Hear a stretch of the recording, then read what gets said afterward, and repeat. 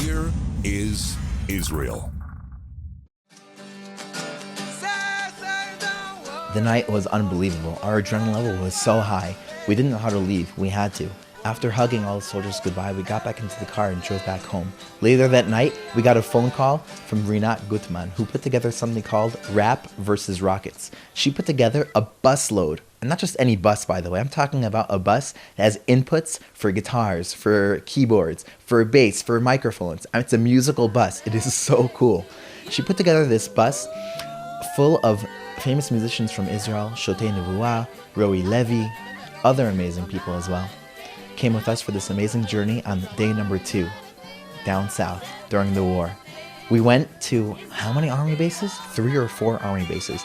We went with sound systems. It was rocking. The soldiers were singing and dancing. I saw soldiers being thrown up in the air and landing back down by their comrades who were throwing them up and catching them. And everyone was just the same thing over and over and over again, singing, Lo lefachid klal, never be afraid, because that is our main weapon, to never be afraid.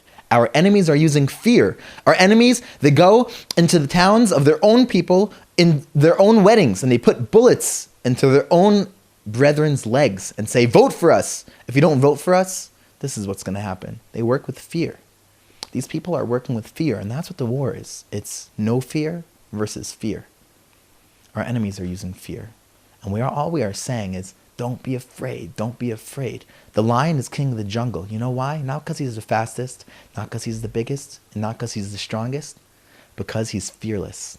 And that's exactly why the logo for Judah, the tribe of Judah, is a lion, the emblem for thousands of years, because the lion is fearless. And that's what these guys were singing. The main thing is to never be afraid. They're screaming, they're singing, and they're dancing. We went from army base to army base. One of the most fun parts was the bus rides on the way to the army bases, on the way back to the next ones.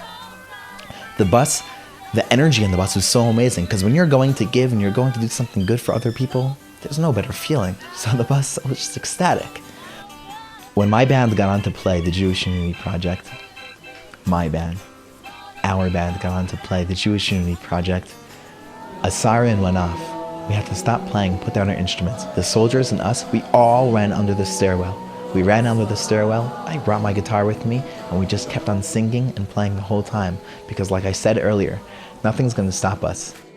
It wasn't just the soldiers putting their lives on the line that day. It wasn't just the musicians. It wasn't just the bus driver. It was also the film crew, the cinematographers, the sound people, the lighting people, who put their lives on the line to capture some amazing footage so you can see what's going on. Because who else is going to show it to you? Who else is going to show you the truth? Here is Israel.